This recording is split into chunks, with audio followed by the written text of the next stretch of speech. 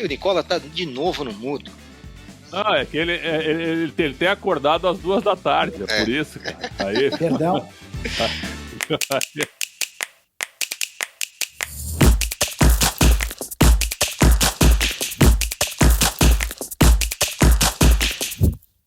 Olá, estamos começando o Segunda Bola, o podcast de esportes do Yahoo Brasil, especializado em futebol. Eu sou André Carboni, editor do Yahoo Esportes, e eu sou mediador dessa discussão acaloradíssima dos nossos blogueiros Alexandre Pretzel e Jorge Nicola, medalhistas de ouro da imprensa esportiva brasileira. E aí, pessoal, tudo bem? Tudo bem, e eu acho que o assunto de hoje ele é apropriado a um participante do podcast. Eu me lembro que eu assisti um filme, na época, Queridinhos da América, né? Queridinhos da América. É um belo filme, por sinal, eu sugiro para vocês que procurem. É um filme da década de 90, acho final da década de 90, ou início da década de 2000. Então é o seguinte, o que não falta são queridinhos, para uns e para outros, na imprensa, no futebol. Esse é um assunto palpitante, viu? E aí, Nicola, já começou sendo atingido aí? Não, mas tem queridinhos em tudo quanto é lugar. Eu gosto do Pretzel, embora a recíproca não seja verdadeira. E sobre queridinhos, tem algumas histórias bem curiosas de atletas, de dirigentes que você acaba fazendo uma intimidade, acaba criando uma relação, mas que quando necessário você precisa dar uma porradinha, com nota baixa e tal. E às vezes os caras, mas como assim e tal? E vão rolar algumas histórias legais pra gente contar certamente. Exatamente, o Japauta é legal, é daquelas que dá papo bom, e eu gostaria que vocês lembrassem de algumas histórias, né, que já passaram no futebol, mas não todas, porque se a gente depender da experiência do Pretzel aqui, a gente não vai sair daqui hoje. O Pretzel, de onde veio essa pauta, né? O Pretzel vem batendo numa tecla que é interessante, mas que eu não concordo completamente. Ele diz que o Abel Ferreira e o Crespo, eles fazem reclamações parecidas, mas não recebem o mesmo tratamento da imprensa. Diante disso, Pretzel, e eu já vi o Mauro Betting fazer essa mesma declaração, não sei se você pegou dele, ou se ele pegou de vocês, ou se vocês estavam conversando na TNT sobre isso. Não, até não. Nunca falamos sobre isso. Então, mas diante disso, Pretzel, para abrir a discussão, existem queridinhos na imprensa? E se sim, o que faz um jogador ou um técnico ser um queridinho da imprensa? Primeiro é o seguinte, eu tenho uma tese, ela não é uma tese absoluta, nenhuma né, de ninguém. Eu vim da imprensa gaúcha, perfeito? Que é uma imprensa que tem uma cobrança fortíssima no dia a dia, com um noticiário muito, muito, muito forte, muito crítico, ok? E aí eu chego aqui, e eu vou fazer agora, graças a Deus, 14 anos estou fazendo agora de imprensa paulista, e eu tenho uma sensação de que parte da imprensa, e alguns colegas se incomodam quando eu digo isso, de que ela tem quatro fatores. Alivia pro Corinthians, tem medo do São Paulo, critica o Palmeiras e ironiza o Santos. Pra mim isso aí é um negócio que acontece. Então, assim, a torcida do Palmeiras, ela é ela tem uma certa mania de perseguição. Nas redes sociais, uma torcida muito participante, muito ativa, toda hora cobrando, fiscalizando.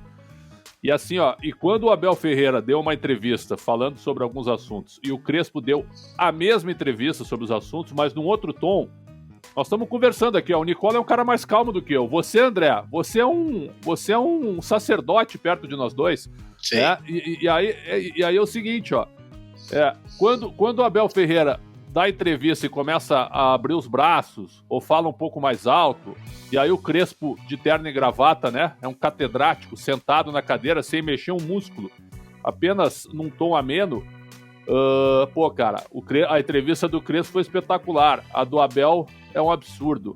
Aí eu acho que existe realmente uma disparidade.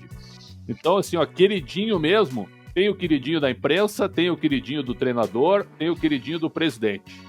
E eu acho que começam um pouco pela opinião pública também. Você acha, Nicola, que tem a ver, o queridinho da imprensa tem a ver com o tom da entrevista? O tom das entrevistas mais do que o conteúdo delas? Cara, o assunto é bem palpitante. Por exemplo, o Lugano não se referia ao Tite como um encantador de serpentes? Sim. porque o Tite conseguiu, não só graças à oratória, mas a forma como ele se relacionava com alguns da imprensa, ele passou a ser avaliado como de forma positiva.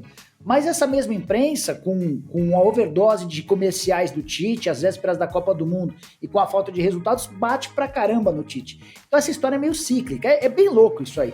O Abel Ferreira, quando o Abel chega, o Abel foi super elogiado, porque dentro de campo a coisa fluiu e ele ainda conquistou títulos. E é um cara que se posiciona e se expressa muito bem. Ele foi para Portugal num período de férias e deu algumas entrevistas muito boas, muito boas. Ele volta para o Brasil, volta um pouco mais conservador, não, ele volta um pouquinho mais áspero. Começa a dar respostas um pouco mais tortas, os resultados desaparecem, o comportamento dele na beira do campo, para mim, é algo que incomoda, eu acho que ele reclama demais. E aí, o viés dele mudou um pouquinho. A relação com o Crespo, aquela relação da namorada nova. Você acabou de conhecer a menina, então tudo é perfeito, tudo são as mil maravilhas. Você vai começar a conhecer os problemas dela com o passar do tempo. E assim também para técnico. Então, eu consigo enxergar queridinhos, mas esses queridinhos, eles podem, num ciclo não muito distante, deixarem de ser queridinhos e passarem a ser atacados. A gente pode citar, por exemplo, o Clube do Vinho, do Abel Braga. A gente pode citar a relação do Renato Gaúcho com parte da imprensa. Enfim, é um assunto bem palpitante que não falta ter. E, Prédio, você tem exemplos do que...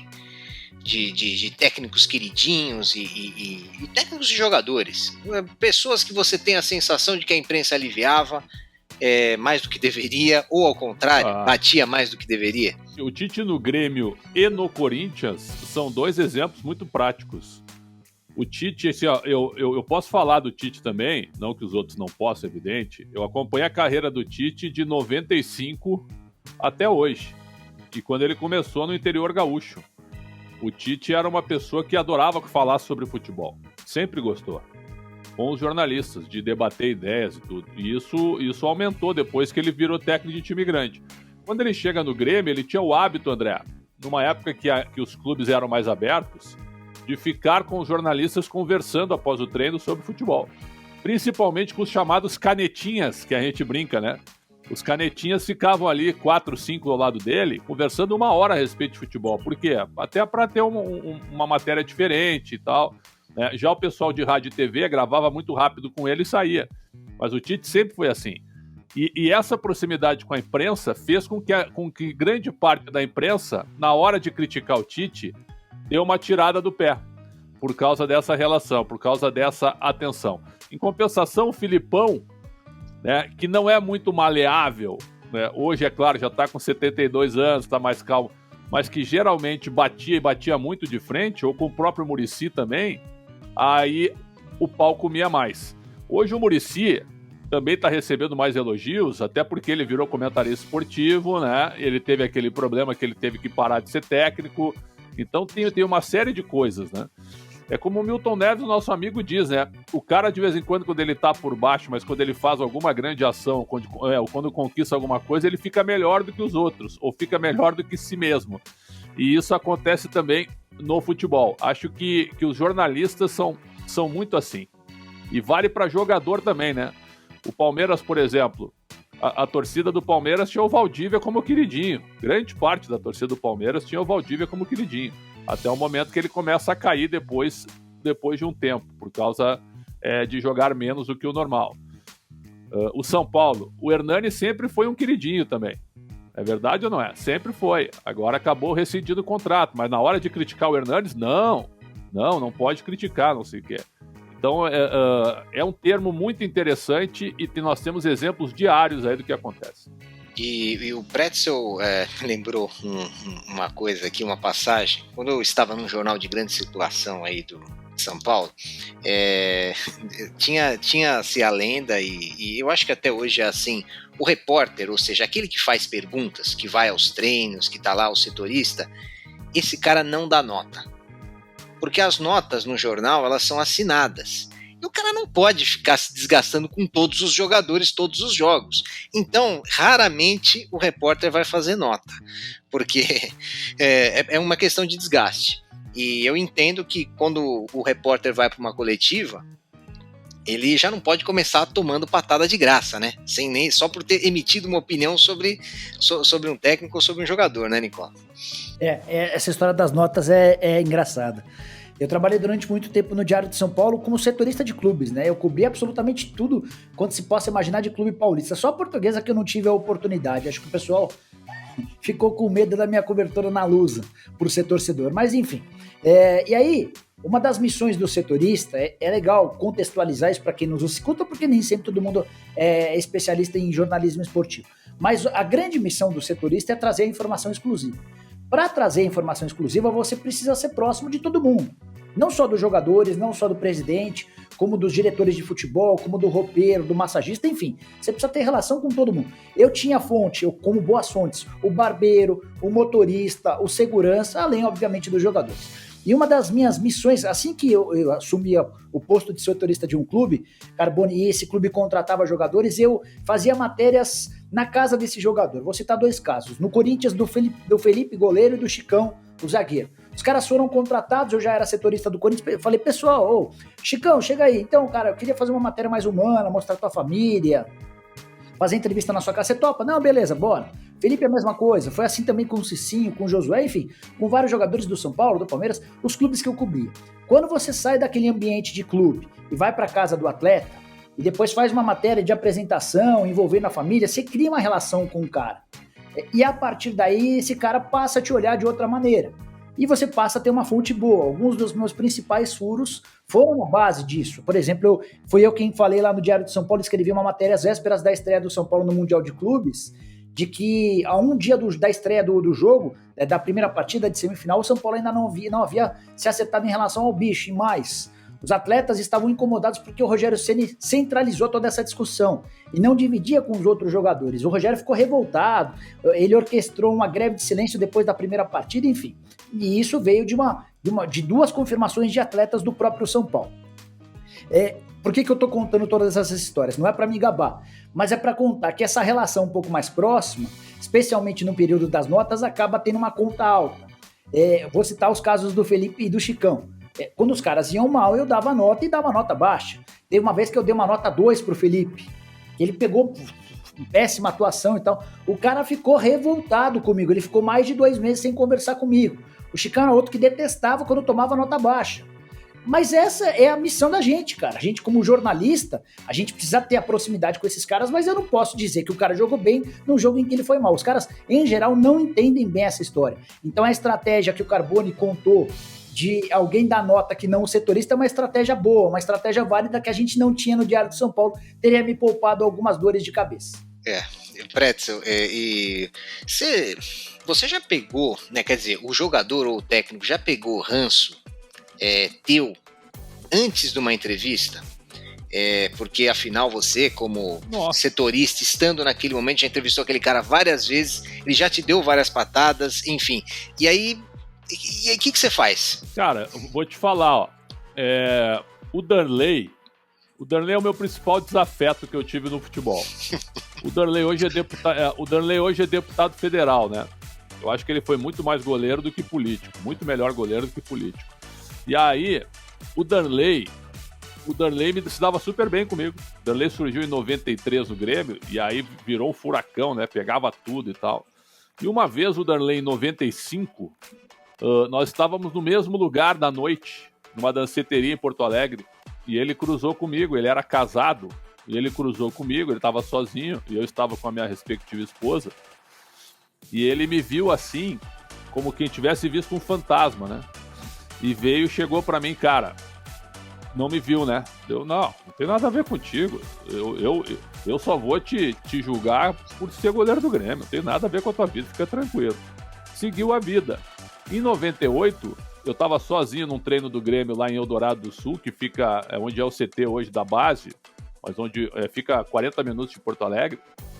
E casualmente, antes da estreia do Grêmio na Libertadores contra o Vasco em 98, o Lazzaroni era o técnico, só eu presente no treino aberto, nem a diretoria tinha chegado ainda no local, chovia, e aí o Darley briga com o volante de Jair, o menino tinha sido revelado no Grêmio, antes do jogo contra o Vasco, olha só, na véspera, durante um rachão, o Darley estava jogando na linha. E o Darley dá um empurrão no menino. O menino cai, o menino fica indignado, não reage. Ao final do treino, na porta do ônibus, olha que época, né? Eu na porta do ônibus, os caras passando por mim na porta do ônibus. Eu com o microfone e com o gravador. Perguntei pro Djair o que tinha acontecido, o Djair não quis falar. O Lazzaroni também não quis falar. E veio o Darley. E quando eu pergunto ao Darley, por que você tentou agredir o menino? Eu perguntei assim. Só eu vi o lance. Ninguém da imprensa tava lá, só eu. E o Darley pegou e se virou e me deu um tapa no meu microfone. Pá! Um tapa no microfone. E o microfone foi tão forte que eu soltou o microfone. E eu tava com o gravador, aqueles gravador Marantz na época, que ficava parado aqui no ombro. Eu tinha uma alça aqui no ombro. Então o gravador não caiu, mas o microfone caiu. Quando eu juntei o microfone, ele ficou parado na minha frente, eu dei um empurrão nele. Pum! Né? E ele veio pra cima de mim. E aí os seguranças apartaram e o Guilherme, centroavante, o Guilherme que é técnico hoje, que é uma grande figura, o Guilherme me segurou e chegou no meu ouvido e falou assim, calma, não esquenta, tu tem razão, calma. Ok, ficou por isso mesmo e tal. Depois o Darley foi multado. E aí o Darley virou meu inimigo, cara. Inimigo de morte, velho. Inimigo de morte. Teve um Grenal onde ele tentou dar uma cabeçada no Bandeirinha. Um Grenal em 2003, no Campeonato Gaúcho. Eu não me lembro o nome do Bandeirinha, Luiz alguma coisa. O Darley não se ajuda também, hein? Caramba. E aí é o seguinte, ó, eu sempre elogiava o Darley. E eu dizia publicamente nos meus espaços, o Darley é um baita de um goleiro. Ele não fala comigo, ok, mas não tem problema. Eu continuo elogiando ele como um baita goleiro. Ele tentou dar uma cabeçada no Bandeirinha num Grenal 0-0 no Campeonato Gaúcho. E no outro dia eu participava de um programa de debate na Rádio Bandeirantes, eu o critiquei. Eu disse que ele tinha que ter sido expulso, ele não foi expulso. Eu disse que ele tinha que ter sido expulso e tinha que pegar uma grande punição. E eu participava do programa de debate, é isso que o Nicola e você estavam dizendo. Eu ia pro estádio fazer o dia a dia. Eu participava, dava a minha opinião no programa do meio-dia, e à tarde eu tava lá encarando os caras. Na época que a gente entrevistava pau a pau. E aí eu fui entrevistar o Christian, centroavante, que jogou no Inter, meu amigo Christian, grande figura, jogou no Palmeiras, no São Paulo e no Corinthians. O Christian e eu parados no estacionamento, ele tinha recém-chegado no Grêmio. E eu tô entrevistando o Christian e eu dou uma olhada de lado assim e vem vindo o Darley, caminhando rápido, assim, a passos rápidos, certo? E eu tô com o Christian aqui, ó, microfone frente a frente com o Christian e tô com o rabo do olho aqui, né? Depois do que eu falei. E tal. E aí, quando eu tô com o Christian aqui, o Darley para do nosso lado e começa a berrar o dedo em riste pra mim.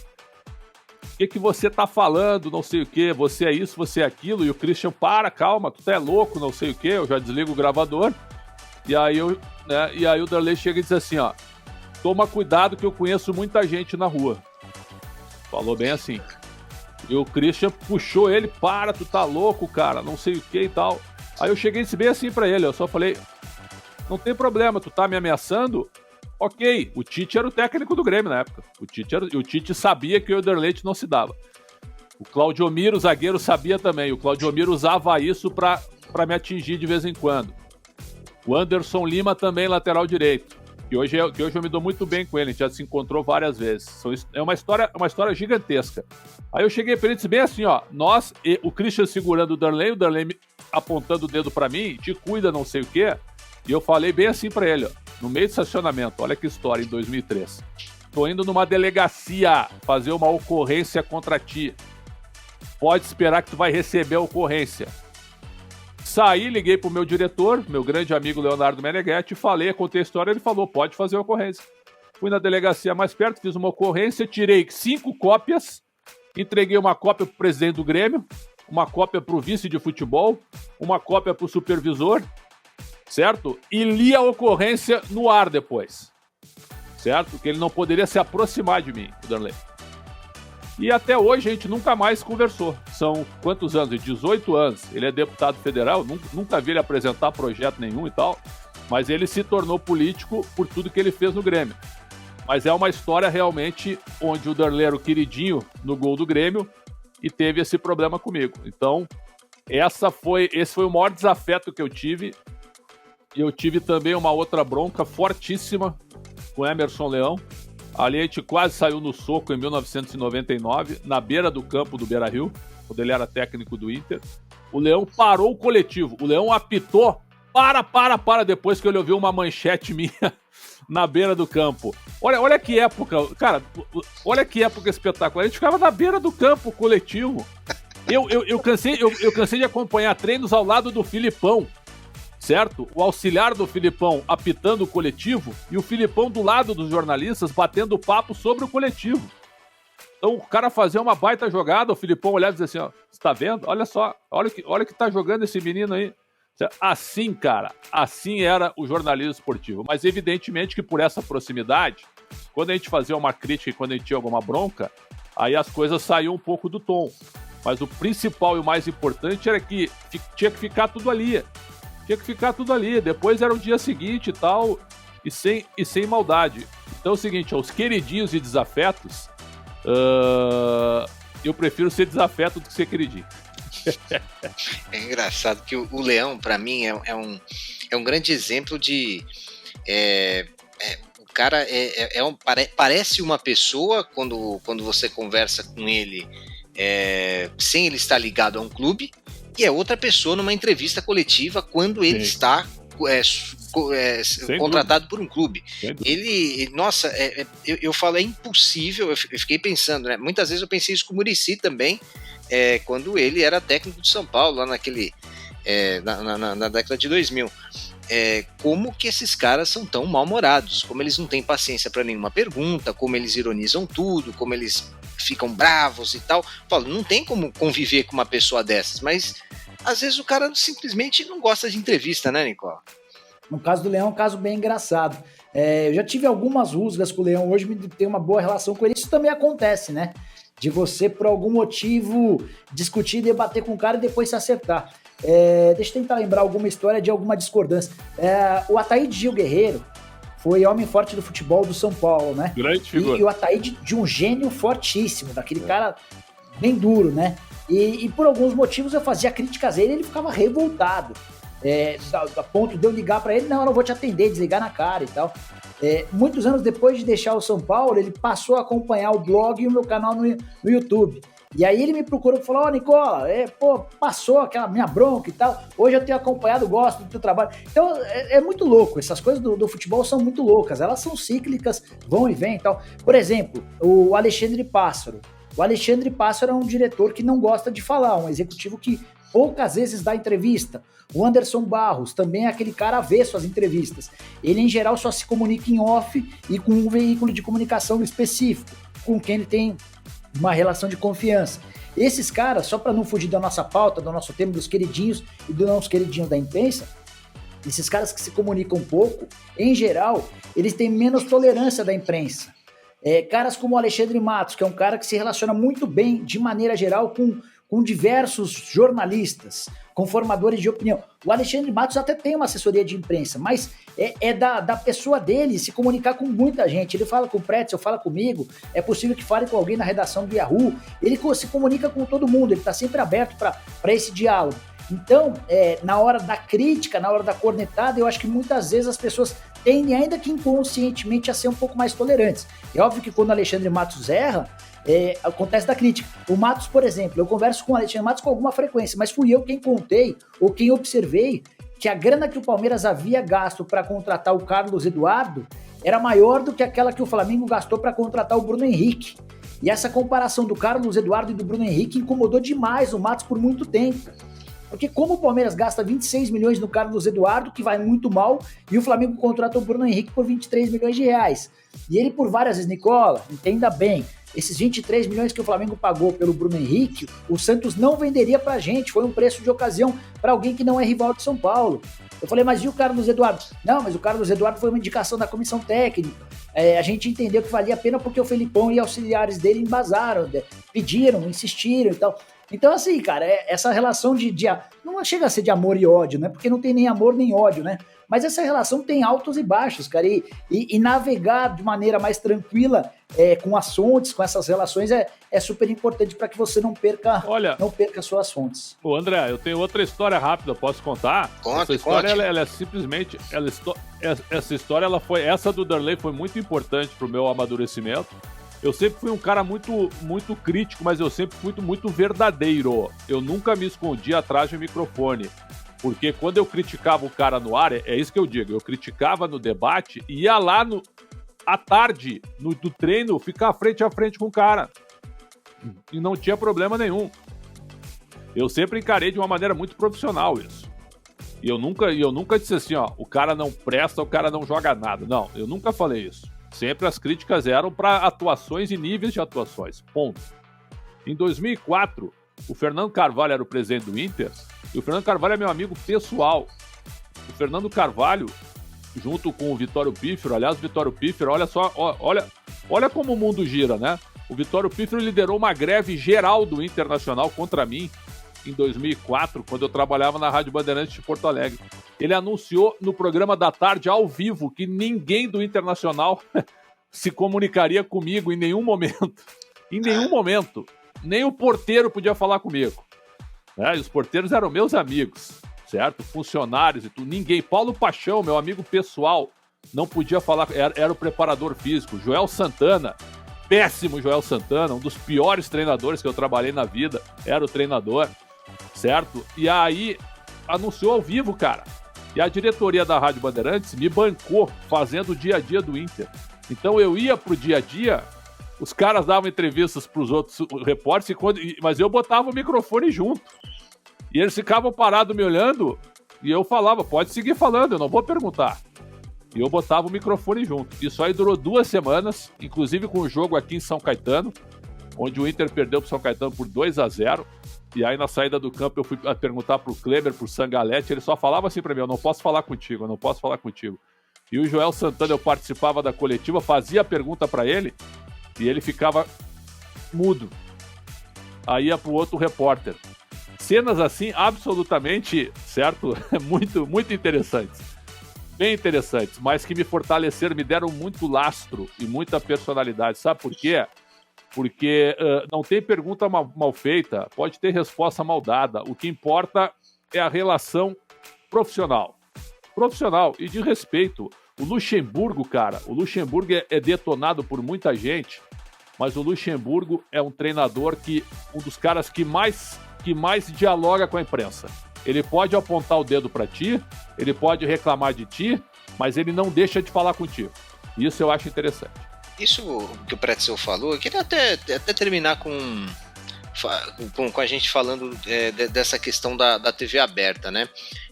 O Pretzel sempre não, ele participa muitas vezes de debates que eu vejo às vezes no programa do Neto, né, na TV aberta, e tem muita gente que pode falar, por exemplo, o Pretzel acabou de citar um bom exemplo, Joel Santana. Pretzel hoje, que o Joel Santana, imagino que aposentado, né? Eu não sei se o Joel vai voltar algum dia a treinar. Falou que ele é péssimo. Se por acaso o Joel estivesse num clube grande, ainda, tudo bem, é que se o Joel estivesse num clube grande ainda, você nem poderia falar que ele é péssimo, porque ele não seria péssimo, né? Até o cara trabalhar até uma idade tão avançada num clube grande é sinal de que não é péssimo. Mas o Joel não está nessa situação.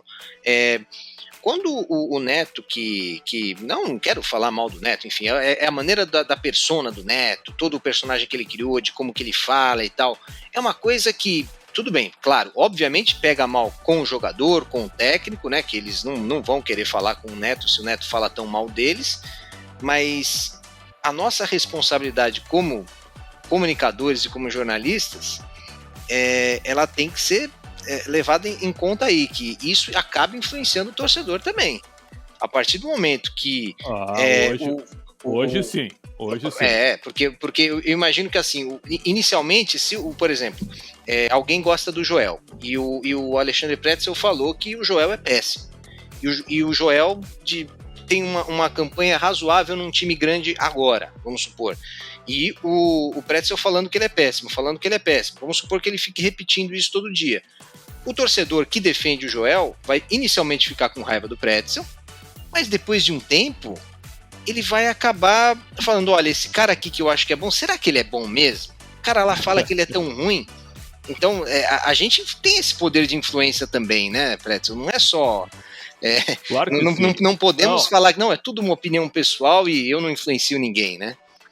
E nessa época, né, Nicola e André, não tinha rede social. Então, não tinha proliferação total. Você não era fiscalizado 24 horas que você dizia ou falava. Né? Por isso, a minha origem é de rádio. Né? O rádio era fortíssimo nos programas do meio-dia e das 6 da tarde. Eram audiências absurdas. Por quê? Porque ali o ouvinte ia ouvir coisas que a televisão não mostrava.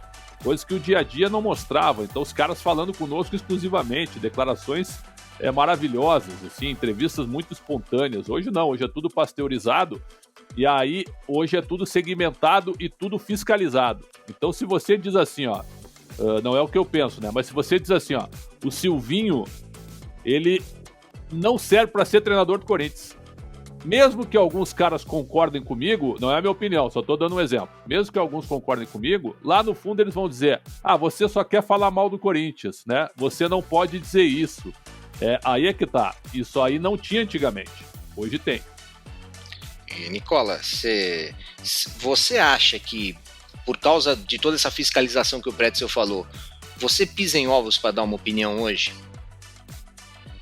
Não, cara, assim, eu tento ser absolutamente autêntico e apostar nas coisas que eu acredito de fato. Pra depois não ter de ficar lembrando qual foi a opinião que eu dei, correndo o risco de depois me pegarem em alguma divergência que eu mesmo criei.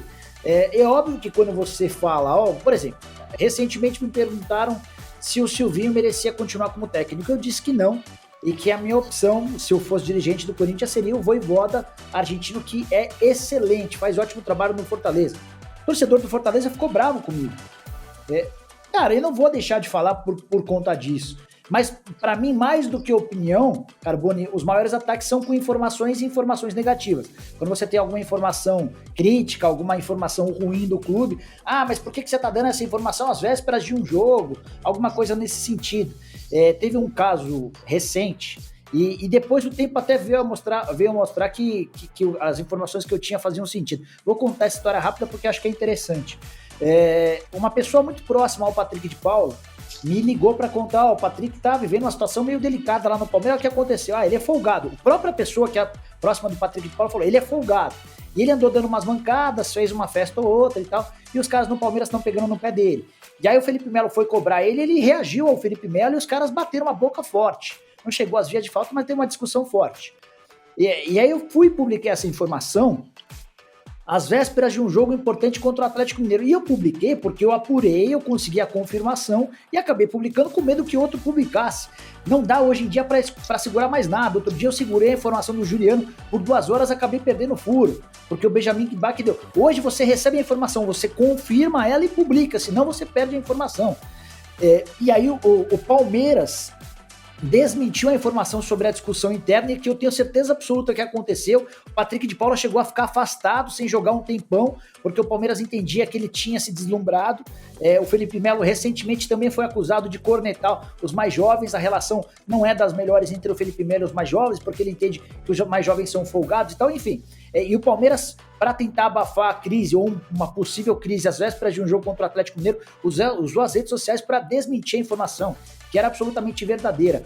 Então, talvez a maior dificuldade hoje, nessa era da rede social, em que todo mundo está pronto para julgar, mesmo sem ter conhecimento algum, é lidar com as informações que nem sempre são verdadeiras. Você liga para o dirigente, tem um dirigente que é muito amigo do Pretzel, era um cara com quem eu me relacionava muito bem, João Paulo de Jesus Lopes. Uá, cara, meu amigo. Um amor de pessoa. Mas, cara, você ligava para ele perguntar uma coisa, ele te dizia que era não, e 1 hora depois era anunciado.